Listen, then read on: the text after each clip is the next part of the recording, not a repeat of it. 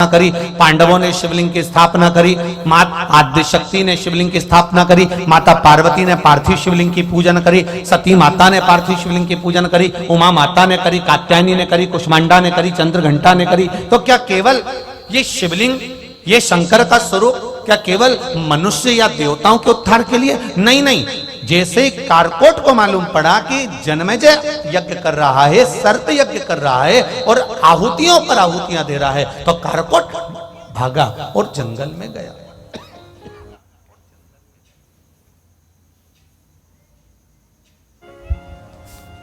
कारकोट भागा और जंगल में गया।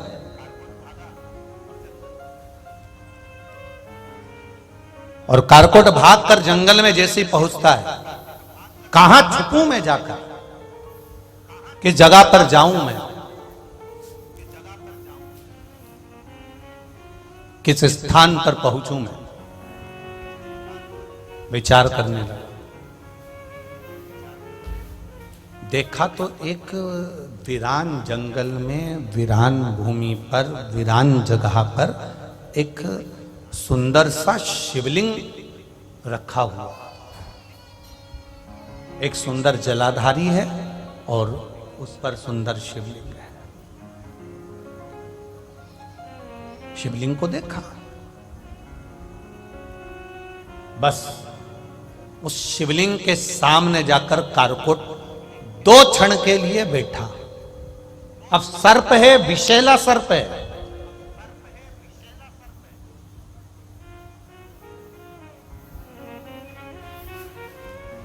और कोई साधारण सा सर्प नहीं है, यह बड़ा भयंकर विषैला सर्प। इसका काम क्या है? कहा, दूसरे सर्प यदि किसी को डसते हैं तो उसके प्राण चले जाते हैं, वो मर जाता है। तक्षक नाग डसे मर जाए, कालिया नाग डसे मर जाए, शेष नाग डसे मर जाए, विषैले से विषैला सर्प अगर किसी को डसता है तो वो मर जाता है। पर कारकोट सर्प की एक बात बड़ी निराली है कि ये जिसको डसता है वो मरता नहीं है, केवल उसका शरीर सड़ने लगता है, उसका शरीर कुरूप हो जाता है, उसका शरीर काला पड़ जाता है और भयंकर उसके शरीर में से गंध आने लगती है, भयंकर शरीर में से। ये शरीर बेकार हो जाता है, सड़ने लगता है, बेकार, काला पड़ जाता है, बेकार हो जाता है। अब जब शरीर काला पड़ने लगे, बेकार हो जाए, तो उस मरने वाला व्यक्ति ठीक है कि वो जो शरीर सड़ रहा है वो व्यक्ति ठीक है? बोलो रे जरा, कंजरी वाले बोलो जरा, अच्छे से बोलो, कौन सा शरीर ठीक है? जो सड़ रहा है, गल रहा है, बदबू मार रहा है, जिस शरीर को हाथ लगा और उसमें खड्डा पड़ जाए, चमड़ी सड़ने लगे, बदबू मारने लगे, खाल सड़ने लगे, पानी गिरने लगे शरीर में से, पूरा शरीर बेकार हो रहा है, बदबू मार रहा है और पूरा काला पड़ गया है, तो एक सर्प वो है जो डसता है और व्यक्ति मर जाता है, और एक सर्प वो है जो डसता है और शरीर को सड़ा देता है। तो वो डसने वाला सर्प ठीक है कि ये शरीर को सड़ाने वाला सर्प ठीक है? अरे बोलो, जम के बोल जाए। वो शरीर को जो डस ले और मर जाए वो ठीक। अब ये पड़ा हुआ है, सड़ रहा है, पड़ा हुआ है, बेकार हो गया है, तो उससे मतलब क्या?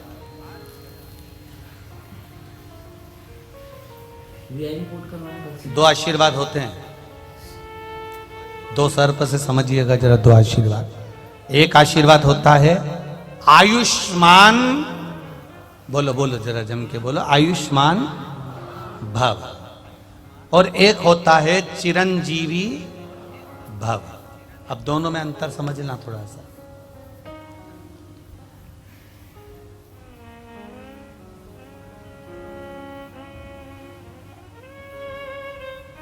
आयुष्मान भव में क्या है? तुम्हारी भगवान खूब खूब लंबी आयु करे।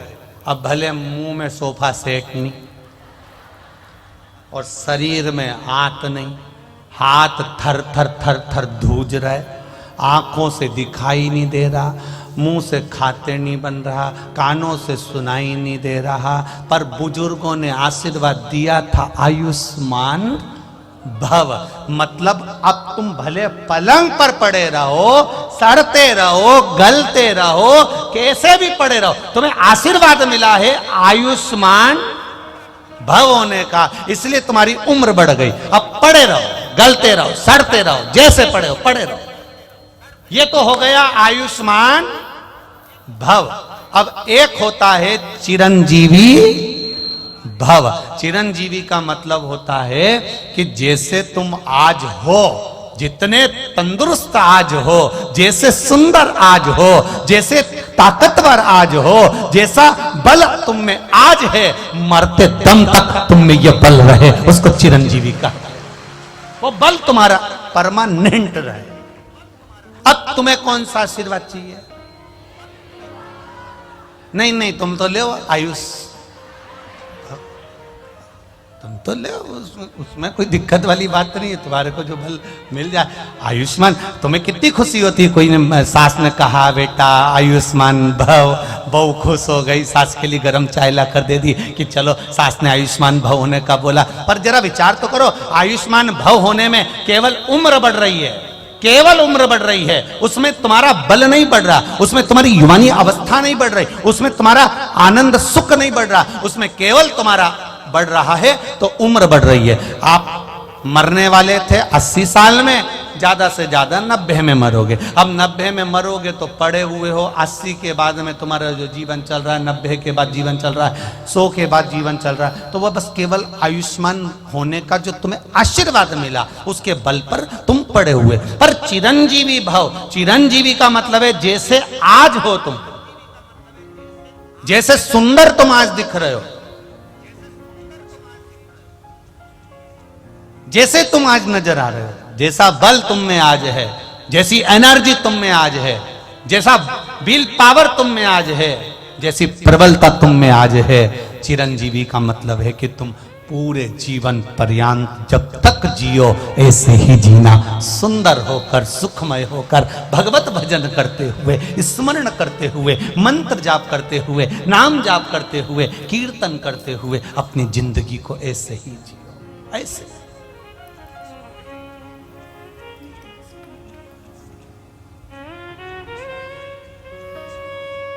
चिरजीवी ऐसे ही रहना। अब 2 सांप हैं, एक विषैला सांप जो डसे तो मर जाए, और एक कारकोट सांप डसे तो सड़ जाए, शरीर सड़ जाए।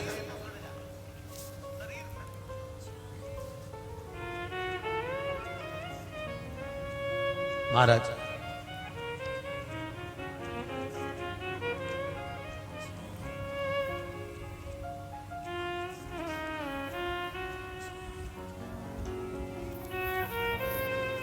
अब वो कारकोट को मालूम पड़ा कि जन्मेजय ने यज्ञ रखा है, सब मर रहे हैं, सांपों की आहुतियां दी जा रही है, सांप समाप्त हो रहे हैं, सबको जलाया जा रहा है।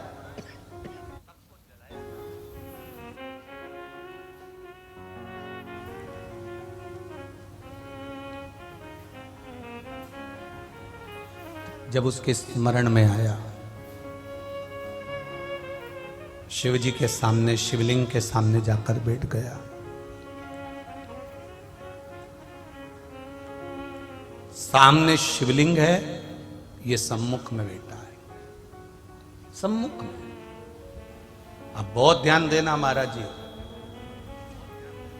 आप जल चढ़ाएं ना चढ़ाएं, आप बेलपत्र भगवान शंकर को चढ़ाएं ना चढ़ाएं, आप शंकर भगवान को एक चावल का दाना चढ़ाएं ना चढ़ाएं, आप शंकर भगवान को एक पुष्प चढ़ाएं ना चढ़ाएं, आप शंकर भगवान को कोई सामग्री चढ़ाएं ना चढ़ाएं। शिव महापुराण की कथा यहां तक कहती है कि आप केवल देव अधिदेव महादेव के सम्मुख में, जहां तुम्हारा मन पड़े, तुम्हारे घर के नजदीक में जो शिवालय हो, उस शिवालय में जाकर केवल शंकर भगवान के सामने ही बैठ जाओगे तो तुम्हारी जिंदगी का सारा दुख अपने आप कट जाएगा। केवल महादेव के सम्मुख में पहुंच जाने पर, केवल महादेव के सामने पहुंचकर बैठ जाने पर तुम्हारा दुख कट गया।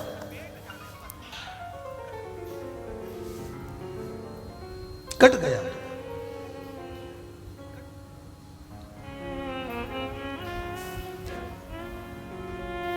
वो कहते हैं ना, मुश्किल की घड़ियों में वही हंसते हैं जिनके दिल में मेरे महादेव बसते हैं।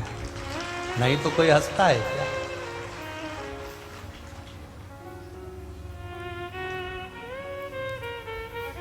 दुख है संसार में आने के बाद ऐसा कोई नहीं जन्मा जिसके जीवन में कष्ट नहीं आया।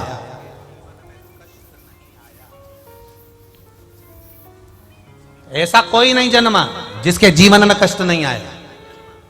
माता के गर्भ में रहे तो भी कष्ट में रहे, जन्म लिया तो भी कष्ट में रहे, बड़े हुए तो भी कष्ट में रहे, और अंत समय में मरोगे तब भी कष्ट भोगकर ही मरना पड़ेगा।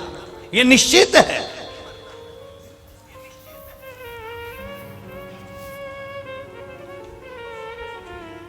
अब इससे बच तो सकते नहीं। एक बार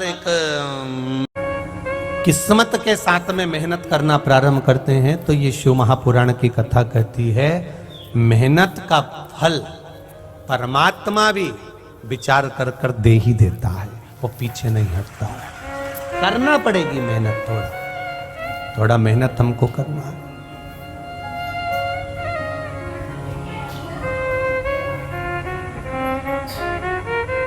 बस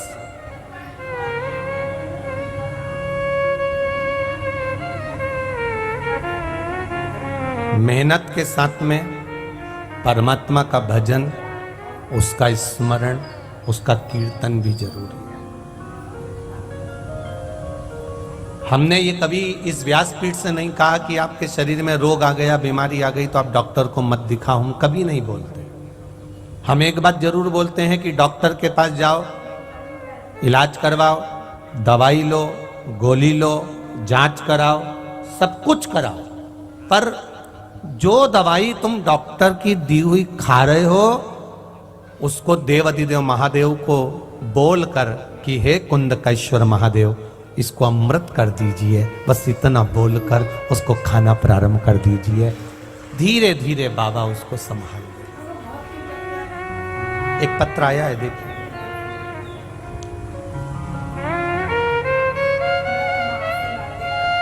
लगभग बच्चा 7 साल का होगा। आप लोग अगर इस पत्र को देख रहे होंगे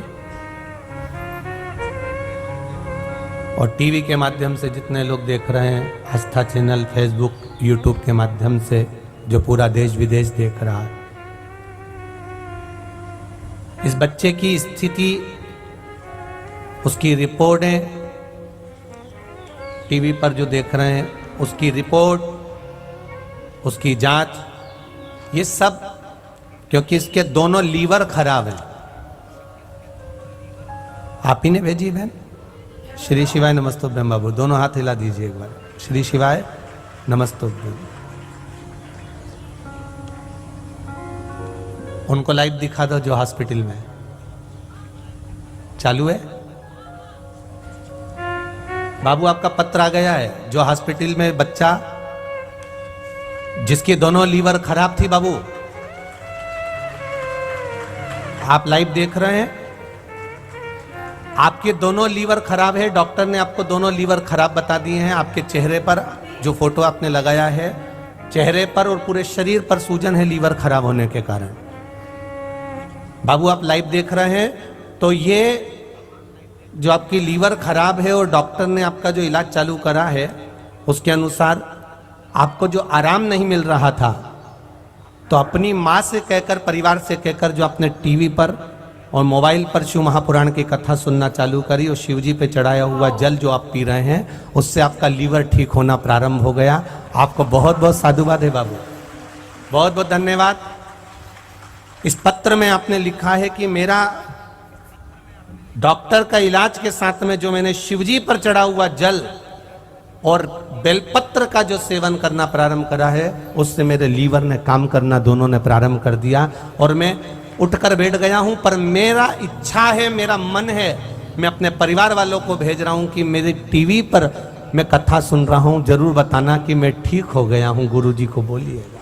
ये पत्र है ऋषि बाबू, बहुत बहुत बधाई आपको, और आप जल्दी ठीक होकर अपने घर आओगे, हमारा विश्वास कहता है, और इतने लोगों की श्रद्धा और विश्वास आपके साथ है। हर हर। और जितने संत यहाँ बैठे हैं, इन सबका आशीर्वाद आपके साथ में, आप तुरंत आओगे हॉस्पिटल से ठीक होके। बैठी बहन, श्री शिवाय नमस्ते। शिव तत्व है और घड़ी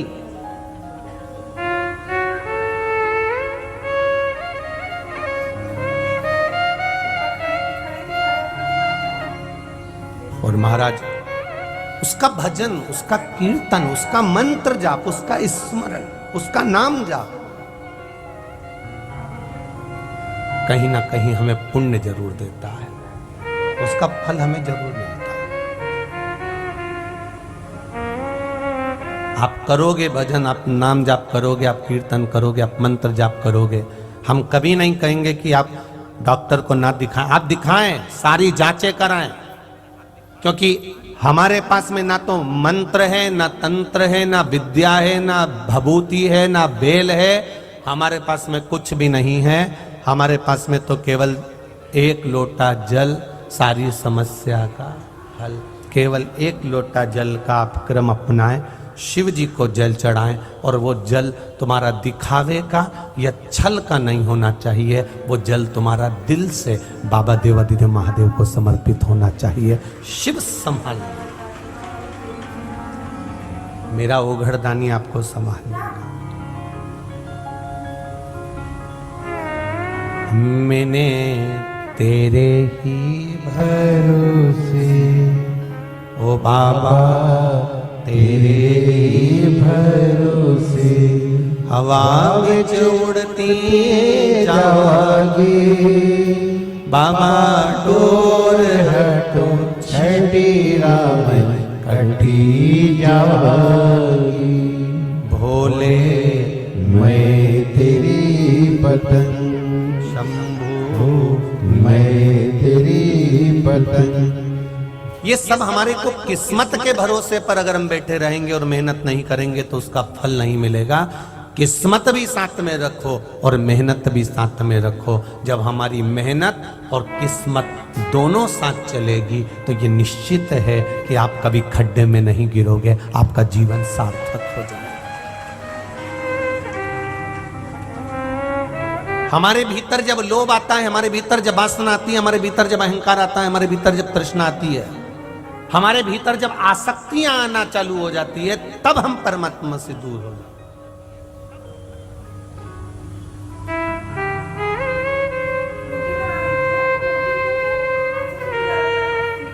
हड्डी के डॉक्टर के पास जाना, हालोल में है हड्डी के डॉक्टर, अच्छा कंजरी में है, अच्छा चलो बड़ौदा में है, चलो दाहोद में भी होंगे, हाँ अहमदाबाद में भी होंगे। हड्डी के डॉक्टर के पास जाना और हड्डी के डॉक्टर से जाके पूछना,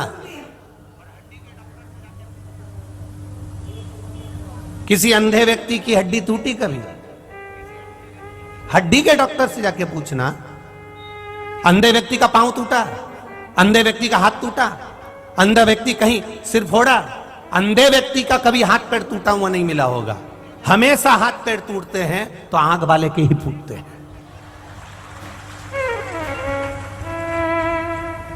हड्डी के डॉक्टर से जाकर पूछकर आओ कि कोई अंधे व्यक्ति का भी पांव टूटा कि हाथ टूटा? नहीं, अंधा व्यक्ति एक छड़ी हाथ में लेकर चलता है और छड़ी से, बस एक छड़ी अंधा व्यक्ति हाथ में लेकर चलता है और वो कहीं नहीं गिरता है। आंख वाले को भगवान ने इतना बड़ा बड़ा भटेरचा जैसा आंख दिया तो भी खड्डे में, गाड़ी से, दचके में, पत्थर से, ठोकर से, बाथरूम में, सीढ़ी से, सामान से गिरता आंख वाला ही है, अंधा नहीं गिरता। क्योंकि अंधे के पास में एक छड़ी है उसने वो छड़ी पकड़ रखी है, इसलिए वो कहीं नहीं गिरता। उसी तरह शिव महापुराण की छड़ी जिसने पकड़ रखी है वो संसार में कभी नहीं गिरता, वो कभी नहीं गिरेगा। अगर शंकर रूपी श्री शिवाय नमस्तुभ्यम, ये छड़ी है हमारी, ये छड़ी जिसने पकड़ ली वो संसार में कभी नहीं गिरेगा। गिरता कौन है? आंख वाला। आंख वाले से मतलब देखा काम में डूब गया, देखा आसक्ति में डूब गया, लोभ में डूब गया, वासनाओं में डूब गया, तृष्णा में डूब गया। ये देखने वाला गिरता है आसक्ति में, लोभ में, तृष्णा में, वासनाओं में, आसक्तियों। अंधा नहीं गिरता, उसके पास में वो छड़ी है, उसके पास वो छड़ी है जिससे वो संभल कर चल रहा है। आए जीवन में दुख आए, तकलीफ आए, कष्ट आए, रोग आए, बीमारी आए, दुख आए, ऐसा कोई संसार में जन्मा ही नहीं जिसको दुख ना आए।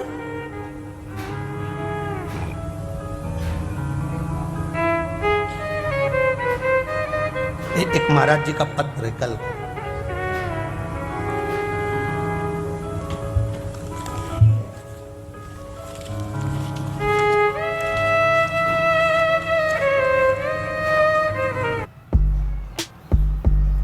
Looking for the latest trends in home furnishings? I got you. The trendiest of curtains curated by me. Ombre, sheer floral, chevron, damask, only on Myntra Home.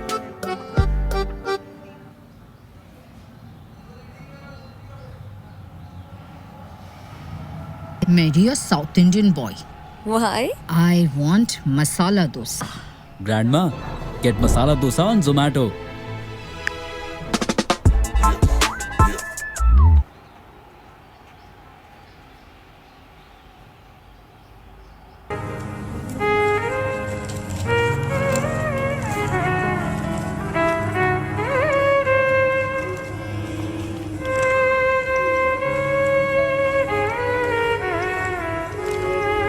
Shambhu शरण पड़ी मांगो घड़ी रे घड़ी, दुख काटो दया करी नजर शन आपो।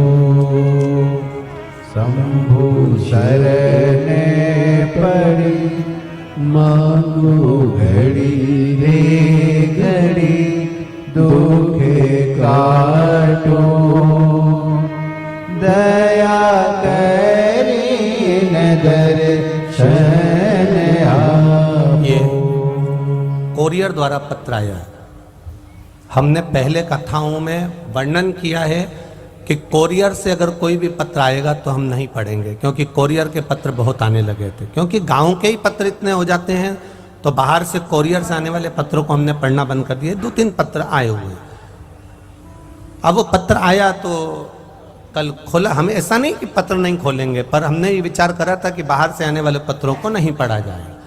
हाँ, सीहोर पहुंचेंगे, कुबेरेश्वर धाम हम पढ़ेंगे जब हमारे पास समय होगा तब, पर यहीं इतने पत्र रहते हैं तो हम इनको पढ़ें कि कोरियर से आए हुए पत्र पढ़ें। फिर भी एक पत्र हमने कल 3 पत्र कोरियर से आए, उसमें एक पत्र श्री कृष्ण कुमार 149/2 जग्गी कोनी, बलदेव नगर, अंबाला, हरियाणा से ये पत्र है। इस पत्र में उन्होंने लिखा है, जग्गी कॉलोनी, बलदेव नगर, अंबाला शहर, हरियाणा। मोबाइल नंबर ये है। पत्र में उन्होंने लिखा है, मैं शिव महापुराण का वर्णन क्या करूं, शिव महिमा का बखान क्या करूं। मेरे गुरु महंत श्री लक्ष्यपुरी जी महाराज, अंबाला सिटी महाराज, उनके पेट में, ये पत्र आप आस्था चैनल के माध्यम से भी देख सकते हैं, उनके पेट में तकलीफ चालू हो गई। ये कथा चलते का बड़ोदरा की कथा का स्मरण है इसमें, जरा देखिएगा। उनके पेट में तकलीफ चालू हो गई। महंत श्री लक्ष्यपुरी जी महाराज के जब पेट में तकलीफ हुई, डॉक्टर के पास लेकर गए। उनकी अंदर की जो आंतें थी वो सारी सिकुड़ गई। पाचन क्रिया बंद, आंतें सिकुड़ गई। डॉक्टर ने कहा कि इनको और कोई बड़े अच्छे हॉस्पिटल में ले जाओ।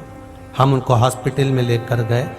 डॉक्टर ने कहा कि अंदर से आंतें सिकुड़ती जा रही है और जो मोशन है वो अगर नहीं हुआ, 5 दिन से तो मोशन हुआ ही नहीं था, और अगर मोशन नहीं हुआ तो इनकी वो जान पर आ पड़ेगी। बस सारा प्रयास कर लिया, जो करते हैं मोशन देने के लिए सब कर लिया गया, पर वो आंतों के कारण बस मोशन नहीं हुआ। दर्द बढ़ता गया, बड़े हॉस्पिटल में भर्ती करा गया, 5 डॉक्टर लगे रहे। तब वहां सेवा करने वाली एक नर्स, उसने कहा मैं टीवी पर कथा सुनती हूं, शिवजी पर 1 लोटा जल चढ़ा दो और वो जल लाकर बाबा को पिला दो। हमने 1 लोटा जल चढ़ाया, उसमें से लाकर बाबा को पिलाया। 10 मिनट के अंदर उनका पेट पूरा आनंदमय हो गया और जो नसें चौक थी वो भी बाबा की कृपा से सब अच्छी हो गई और शिव की कृपा से हम महंत श्री अच्छे हो गए। हम उसके लिए धन्यवाद लिखकर भेज रहे हैं। ये पत्र है, ये सुख है।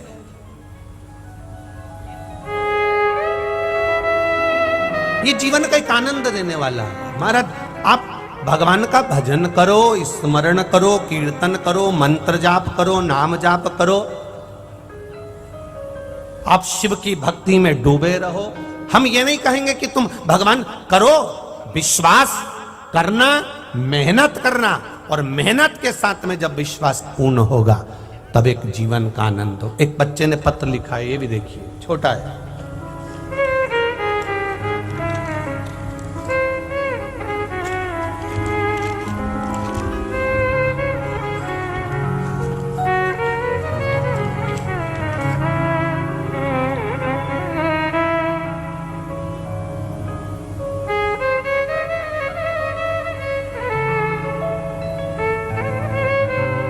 गुरुदेव,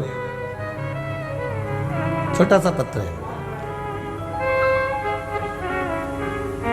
हम बार बार काम करते थे और परास्त हो जाते थे। अब हमने सूरत से हैं, बाबा की कृपा से यहीं पावागढ़ में बाबा देवाधिदेव महादेव के नाम से ही हम एक सब काम करके देख लिए। जब कुछ नहीं हुआ, आप कहते हो कर्म करते रहना, पीछे मत हटना। अब हमारे घर के लोगों ने कहकर एक छोटी सी होटल डालने का मन बनाया है। बाबा से प्रार्थना करना कि हम वो होटल को भी अच्छे से चला लें। अब मेरा विश्वास कहता है बाबू जिनने पत्र लिखा, आप मेहनत में पीछे मत हटना। अगर मेहनत में पीछे नहीं हटे तो तुम्हारे कर्म का फल तुम्हें ये पावागढ़ वाली भी दे देगी और महादेव भी दे देगा, निश्चित है।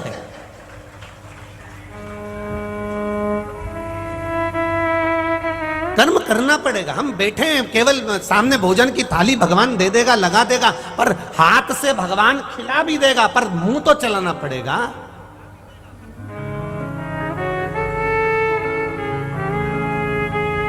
आज दुनिया के लोगों ने सबको आलसी बनाने का प्रयास कर दिया, सबको आलसी।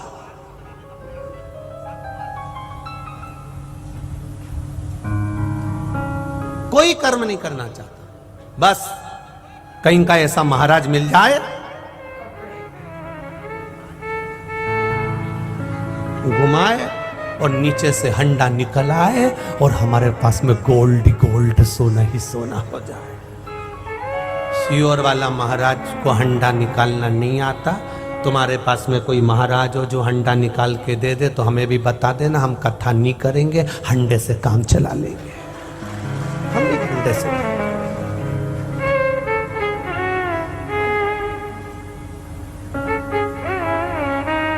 बहुत कठिन है, इसलिए साधु संत सन्यासी तपस्वी साधक उपासक हंडे के पीछे नहीं भागे, ये संत साधु राम के पीछे भागे हैं।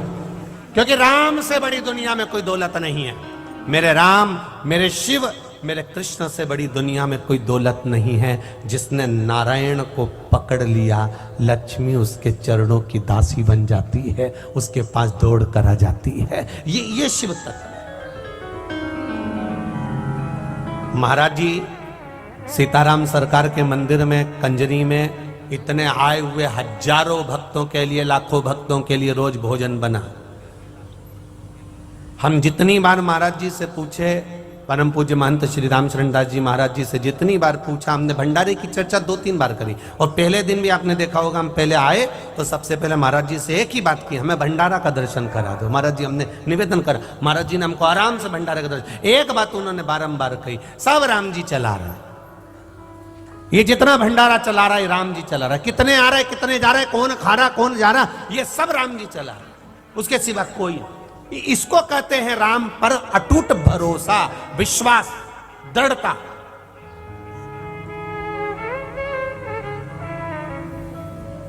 और इसी को दृढ़ता कहते हैं। संत साधु सन्यासी तपस्वी साधक उपासक। ओ हीरो, शॉर्ट में थोड़ा एक्शन डाल।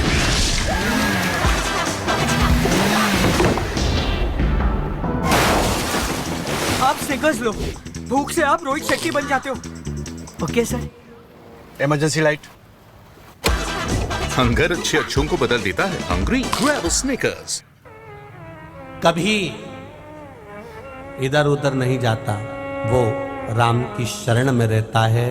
रोटी देगा वो, मेरे भजन के बल पर मुझे मिलेगा वो। उसकी भक्ति इतनी प्रबल होती है कि परमात्मा को भी लक्ष्मी को उसके पास भेजना पड़ता है और भंडार भरना पड़ता है। जैसे भरा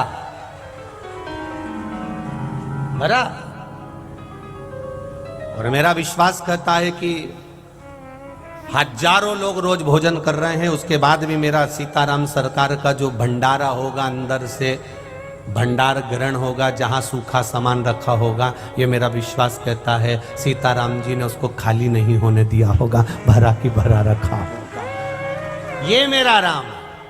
अब वहां कौन आ रहा है भरने के लिए, तो वहां कोई ऐसा मंत्र मारने वाला या छुमंतर करने वाला कोई नहीं आएगा। वहां केवल राम आया है, राम संभाला, राम ने कराया।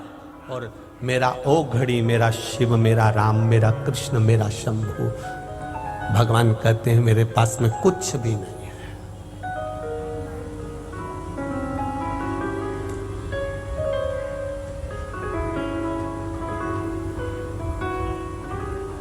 इसीलिए बार कहा, भजन करो भरी जवानी में, बुढ़ापा किसने।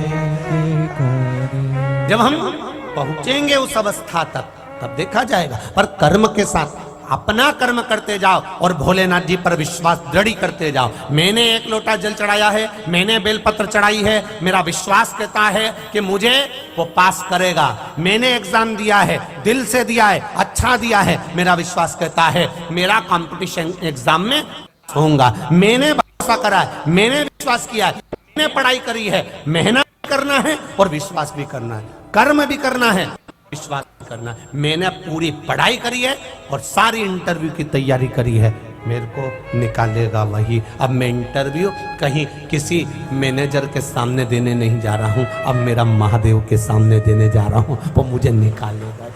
ये निश्चितता है।